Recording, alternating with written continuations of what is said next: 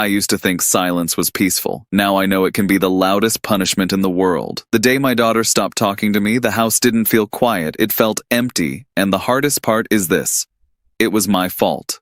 I'm 72 years old now. I've had a long career, built a business from scratch, paid off a mortgage, sent 2 kids to college. From the outside, I looked like a responsible man, a provider, the kind of father who did what he was supposed to do. But somewhere along the way, I confused providing with parenting. And I didn't realize the difference until my daughter stopped answering my calls. Her name is Emily. She was born on a cold morning in January. I still remember holding her in the hospital. She was so small, wrapped in a pink blanket, her fingers curling around mine. I remember promising her, silently, that I would protect her from everything. I would work hard. I would give her a better life than I had. I grew up with very little. My father worked 2 jobs. He was never home. When he was tired. We didn't talk about feelings. We talked about bills, chores, and responsibilities. I told myself I would do better. I thought doing better meant earning more, giving more, making sure my kids never worried about money. Emily was a sensitive child. She loved drawing. She would sit at the kitchen table for hours with crayons and paper, creating these colorful little worlds. She would run to me when I came home from work, holding up her drawings, asking, "Daddy, do you like it?" Most nights, I would glance at it and say, "That's nice, sweetheart." Then I would head to my office to answer emails. I told myself I was doing it for her. I thought she would understand someday. As she grew older, she talked a lot. About school, about her friends, about the little dramas that feel so big when you're 10 years old. I listened, but not really. I would nod while checking my phone. I would offer quick solutions instead of empathy. Just ignore them, I'd say when she talked about a friend who hurt her feelings. Focus on your grades. I believed I was teaching her strength. I didn't realize I was teaching her that her feelings were inconvenient. When she was in high school, she started pulling away. I thought it was normal teenage behavior. She spent more time in her room. She talked more to her mother than to me. At dinner, her answers became shorter. "How was your day?" "Fine. Everything okay?" "Yeah." I assumed she was just growing up. I was proud of her independence. I didn't see that she had already started closing the door. There was one moment I replay in my mind over and over. She was 16. She had worked for weeks on a painting for a school competition. It was beautiful, a big canvas with soft blues and golds. It showed a girl standing between 2 paths, one bright and one dark. She asked me to come to the exhibit at school. I promised I would.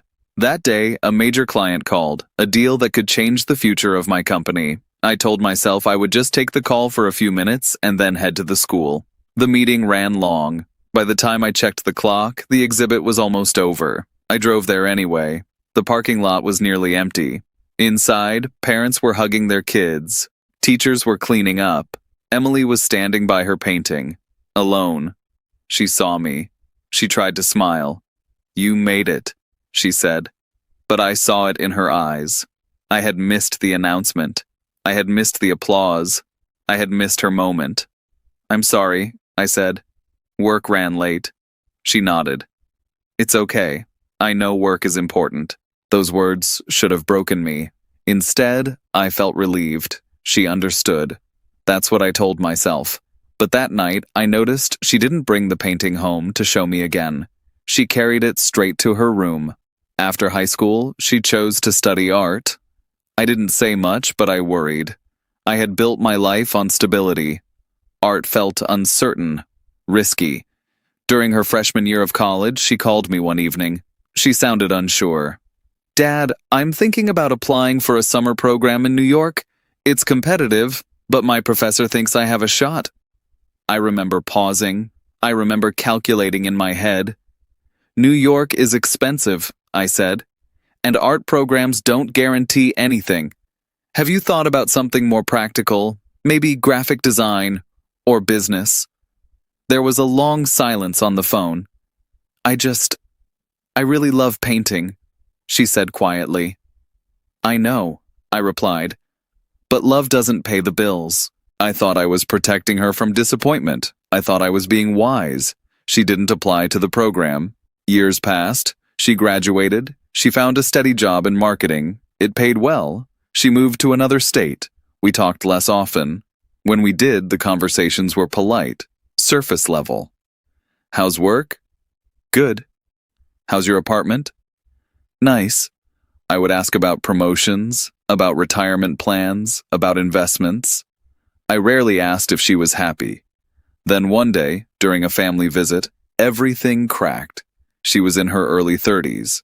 We were sitting at the kitchen table. Her mother had stepped out to the grocery store. It was just the two of us. I asked about her job.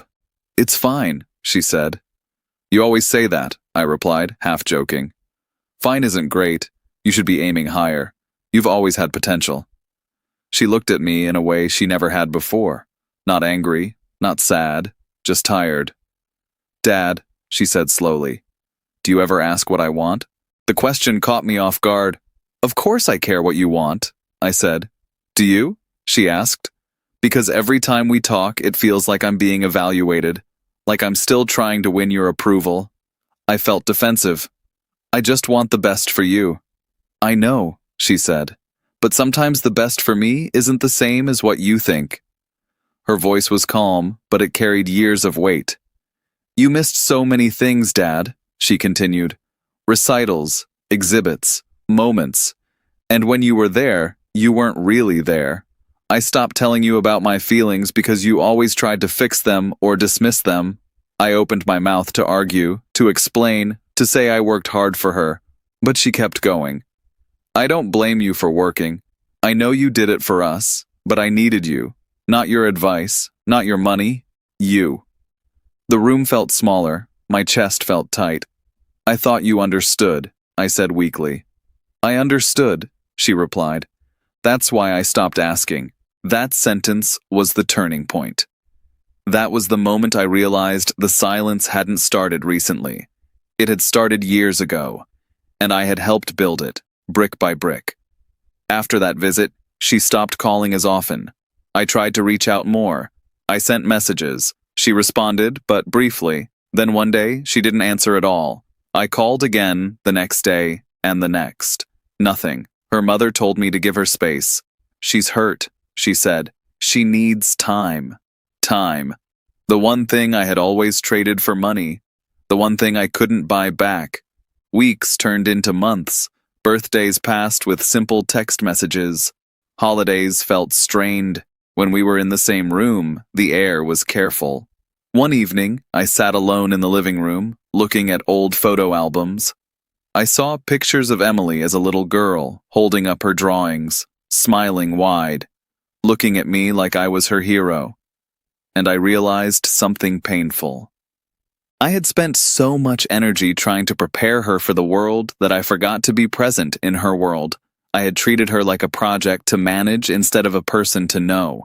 The worst part is, my intentions were good. I loved her deeply. I still do. But love that isn't felt doesn't heal anything. Eventually, I wrote her a letter, not an email, a handwritten letter. I didn't defend myself. I didn't explain my long hours. I didn't talk about sacrifices. I apologized. I told her I was sorry for missing her exhibit, for discouraging her dreams, for offering solutions when she needed comfort, for making her feel like she had to earn my approval. I told her I was proud of her, not for her job, not for her salary, but for her kindness, her creativity, her strength. Then I told her something I had never said before. I am still learning how to be your father. I mailed the letter and waited. 2 weeks later, she called. Her voice was soft. I got your letter, she said. I held my breath. Thank you, she continued. It meant a lot. We talked for almost an hour that night, not about work, not about plans, but about memories, about things we had both carried silently. She told me she had felt invisible sometimes. I told her I had felt afraid of failing her. For the first time in decades, we weren't trying to fix each other. We were just listening. Our relationship isn't perfect now. There are still scars. There are still moments of awkwardness. But the silence is no longer a wall. It's just space we are learning to fill again. If I could go back, I would sit longer at that kitchen table when she showed me her drawings. I would leave the office earlier. I would attend every exhibit, every recital, even if it meant losing a deal. Because here's what I've learned. Children don't measure love in dollars. They measure it in presence. They remember who showed up, who listened, who looked them in the eye when they spoke. Success at work feels good. Promotions feel important. But none of it matters if the people you love feel alone while standing next to you. I used to believe that providing was enough. Now I know it's only the beginning. Real parenting is messy. It takes time. It requires patience. It means sitting with feelings you don't understand. It means admitting when you're wrong. It means choosing connection over control. If you're a parent watching this, especially in the busy seasons of life, please hear me. Your child may not say it out loud, but they are watching you. They are learning from how you respond, from how you listen, from whether you put down your phone when they speak. You don't have to be perfect. I certainly wasn't. But you do have to be present. One day, the house will be quiet. The drawings will be packed away. The bedrooms will be empty. And you will realize that the small moments were the big ones. I am grateful that my daughter gave me another chance. Not every parent gets that. Some silences last forever. Now when she visits, I ask her about her paintings. Yes, she still paints. Not for a career, just for herself. She showed me a new piece recently. It was a landscape at sunset, warm colors, soft light. "What do you think?" she asked. I looked at it carefully. I really looked. "It's beautiful," I said. "Tell me what it means to you." She smiled. And this time, I stayed. I listened. No phone, no distractions. Just a father and his daughter rebuilding something fragile and precious. Silence taught me what noise never could. It taught me that love must be expressed in ways that can be felt. It taught me that pride should be spoken, not assumed. It taught me that time is the real currency of family. I cannot erase the years I missed, but I can choose differently now. And if my story can spare even one family from drifting apart, then sharing this is worth it. If you're a parent, please share this with someone who needs to hear it. And if there's someone you've been meaning to call, don't wait. Sometimes the smallest conversation can prevent the longest silence.